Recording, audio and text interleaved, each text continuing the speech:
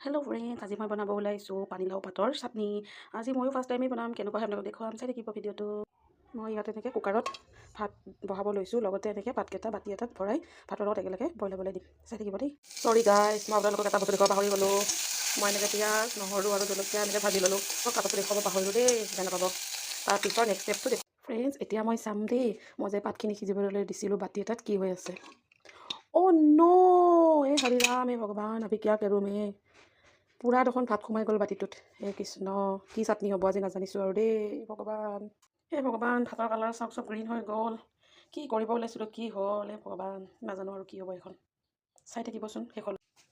এইখিনি মিক্স কৰিলোঁ, এনেকৈ সানি লওঁ। কি খাম ভগৱানে জানে আৰু। আজি মই অকলে তাৰমানে ভাত খোৱা। কি খাওঁ কি নাখাওঁ, বতৰটোৰ কাৰণে ভাত পানী একো খাবলৈ। ফ্ৰেণ্ডছ, ফাইনেলি পিটিকাটো ৰেডি হৈ গ'ল।